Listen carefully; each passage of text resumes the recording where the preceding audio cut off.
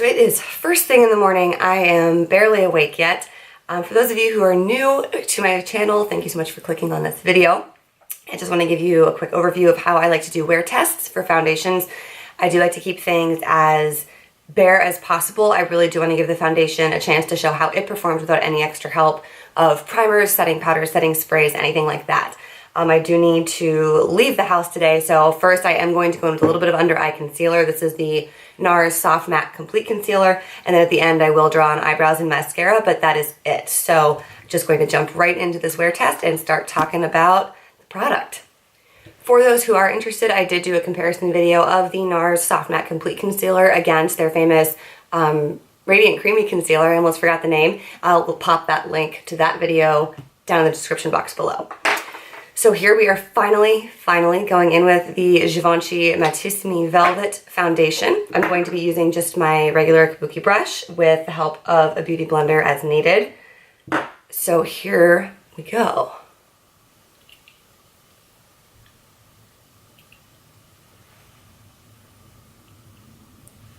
So again, as those of you who have been with me for a while know, my gold standard foundation is the Dior Forever Skin Foundation, so that's kind of what I tend to compare things to in terms of color, texture, wearability.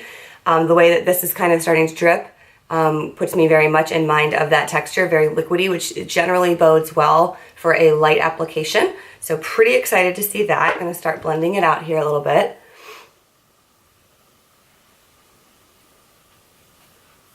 Oh, it smells divine.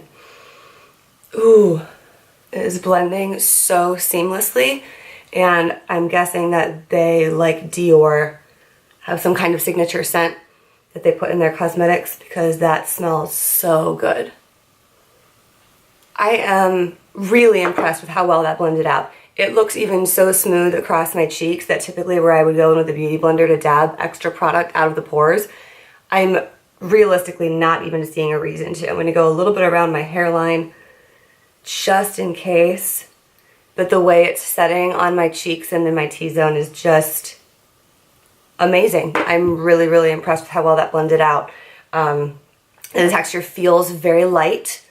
Like I said, whenever I pump out a foundation and it has kind of that liquidy texture, and especially when it blends that well, it just feels really light on the skin, not at all cakey, not at all thick, but not drying either, I would say. Sometimes I feel like foundations, when they're too liquidy or when you get into like pigment drops, they almost feel drying or like they're going to dry in a sheet. This doesn't feel like it's going to dry too brittle, if that makes sense. I feel like it's going to move with my skin. I'm not totally sure about the color.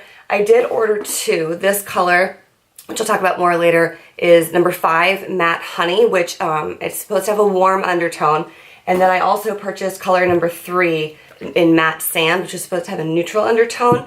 And the reason I did that is I think that this is probably a little bit darker than my natural color, but since it is a lighter foundation, I anticipated wearing it more in the summer when I'm going to be doing more of my fake tanning. So unfortunately, I'm going to have to go out today and go to the office with a little bit of this pancake face look without the help of bronzer and highlighter or anything like that. But I am going to throw on my eyebrows and my mascara, as I said, and pop back on later for a wear check. It is 5:39 in the morning on a Friday. So by the next time I check in, it should be about 6 hours. So that is where we're starting. So far, really impressed. So it is just now 11 o'clock in the morning, so about 5.5 hours since I first applied. And I'm sitting in the parking lot, so we have natural, if partly cloudy, light here. I am really impressed with how this is holding up. I don't feel the need to oil blot at this point, which is saying something because I have naturally oily skin. I'm also really impressed with the color, as I mentioned, or may not have mentioned yet in the video. I was a little bit concerned that this one was going to be too warm of a shade for me, even with the Sunless Tanner, but I think it's actually working out pretty well. And it's definitely medium coverage. I also said this morning I felt a little bit weird going out with just kind of the pancake face look without the benefit of bronzers, highlighters, anything like that. But I think because this is like a medium coverage, it actually works. And it's definitely something I could see myself reaching for on a day that I don't want to go completely without makeup, but maybe don't want to do a full face. It's still, like I said, it really works. It almost kind of gives you a naturally radiant finish to it, and I'm not sure if it was supposed to, if that's part of what velvet means, but I'm really, really happy with it so far. So that is the 5.5 hour checkpoint. We are getting ready to do some grocery shopping and some other afternoon errands, so I will see how it kind of holds up through those activities and check back in later on this afternoon. We have just passed the 8-hour mark with this foundation, and just for the record, since I last checked in, I went grocery shopping, and then I came home and I cleaned my entire house. That's 2 bathrooms, vacuumed 2 sets of stairs, vacuumed 3 floors, changed sheets. So I actually did break a little bit of a sweat with all the vacuuming, and then I had to mop linoleum as well.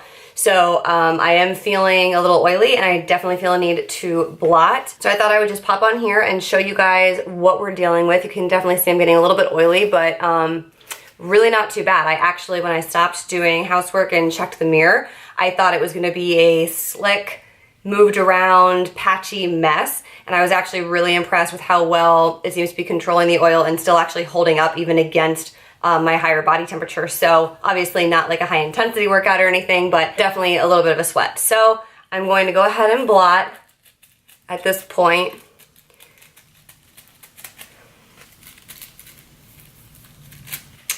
That was needed pretty bad. So this is what we are dealing with post oil blotting. And I think it held up pretty well. It doesn't look too much like it took foundation off with it. Mostly just the oils in my skin. Still doing really well, not settling anywhere. If anything, it's settling a teeny tiny bit in my, that right there, because I make a lot of faces. I'm a very expressive person.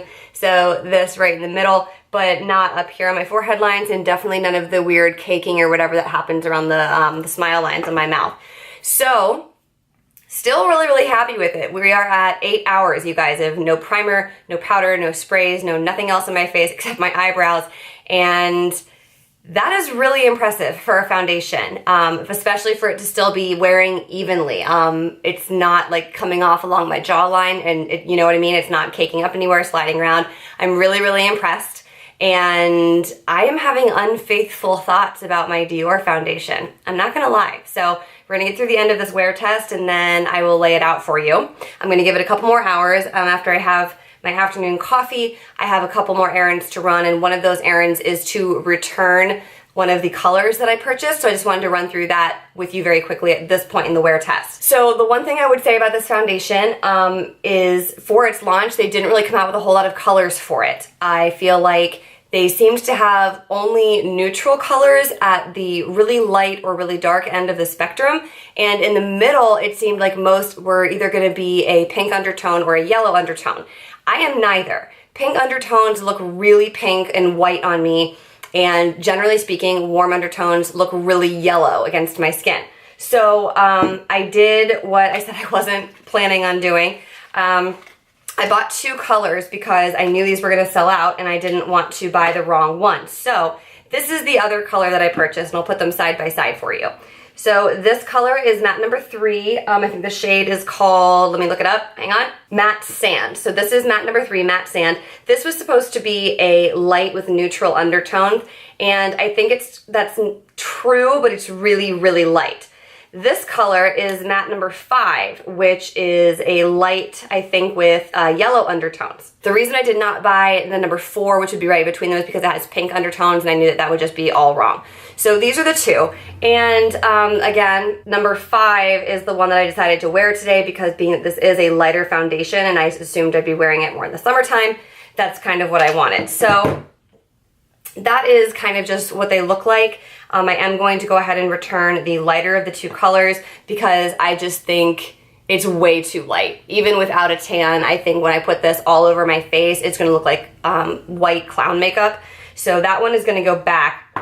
So I would say that the colors about this one are a little bit misleading. So if you have an opportunity to go in and get a sample or get color matched, definitely do that. If, however, they're not available in store in your area, which here I actually don't even know if these are carried in a store, Sephora has an amazing return policy, so just give it your best guess online. Look up swatches if you can, and you know, they do have that really great return policy. I hate to say take advantage of that because part of the reason they have it is I feel like the majority of their customers don't take advantage of it in the negative sense, but it's there for you to use. So for something like this that a lot of them aren't gonna have it in the store, order it online, take it back if it's the wrong color.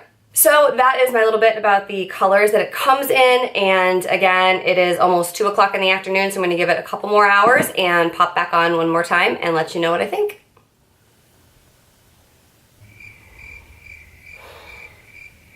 So you guys, I'm having a problem. We are going on to the 12th hour, about to be 12 hours of wearing this foundation, and it still looks so good that I would legitimately put on some lipstick, maybe powder my T-zone, and go out to dinner right now. Like literally, without adding anything else to my face. It still looks that good over 11 hours in. So obviously, as you can see, I did not return the lighter shade.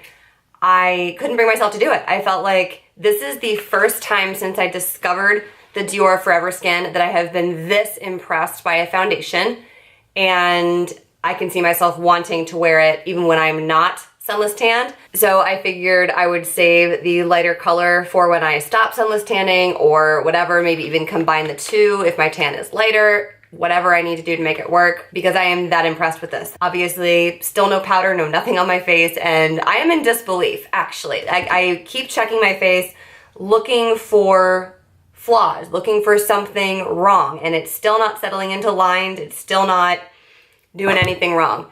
Like I said, it's a very medium coverage foundation, and literally it's just so light and so smooth. So I mean, you can still see some of my natural skin through this. It is not a flawless, thick coverage, but I'm really, really liking that about it, which kind of surprises me.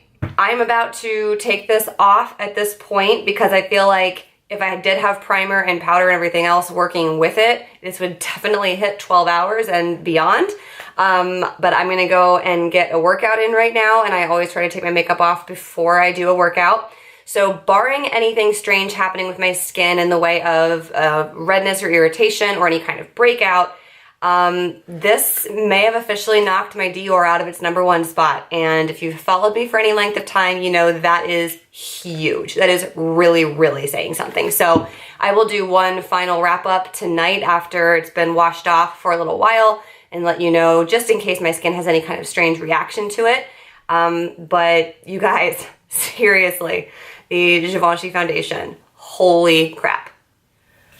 We're back. It's been a few hours, and here is my final skin at the end of the day. I noticed nothing different from what I typically see. I'm always fighting a little bit of redness in my cheeks. Hasn't totally been diagnosed as rosacea necessarily, but cheeks and chin generally always a little bit red when I don't have makeup on. So no bad outcomes post-wash, a couple of hours post-washing my face, so there we have it. Now, just to wrap up, I kind of want to go into a couple of basic details about the foundation. Like with any standard foundation, it is a 1 fluid ounce bottle. This is $54 a bottle, which is right in the ballpark for a luxury brand foundation. The Armani Power Fabric foundation that I reviewed was, I think, a little over $60, and my Dior that I haven't shut up about for this whole video is also right around $50, versus like an Estee Lauder or a Clinique that's going to be in the $30 to $40 range. So this is in good company in that department. As I mentioned at the beginning of this video, I think the only knock that I have against this right now is that it's only available in 8 shades. Now, given that this is an early stages of the launch, maybe they're going to come out with more colors later. Like I said, this is also my first experience with the Givenchy cosmetic product, so maybe that is how they always run it. I know that that's not unusual in the cosmetic industry, so fingers crossed that they come out with more so more people can try this and enjoy it. I think that'd be really, really great. That is truly the only bad thing I have to say about this. I try a lot of products for you guys, and generally speaking, I do like most of them. There have been very few that I've given a thumbs down, but you guys, this is probably the first time I have been completely blown away. I would 100% just give this a big gold star. I will go ahead and say it. This has replaced my Dior Forever Skin as my #1 foundation. It is insane how good this stuff is, even just as I wore it all day with no extra help from any other products. So that, I think, says it all. I would definitely recommend giving this a try. It is an investment foundation, being at the price point that it's at, but I think it is completely worth it. That is going to wrap up the first impression and wear test for the Givenchy Matissime Foundation.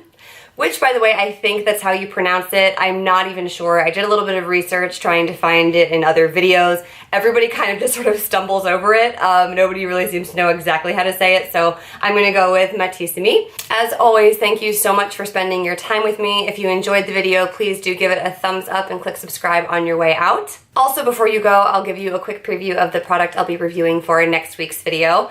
This is another face product, which is always my favorite. As we know, I have been looking for something that would kind of combine, it'd be a multitasker, something that can be a bronzer and a highlighter, or a highlighter and a blush, anything that's going to be sort of a multitasking product.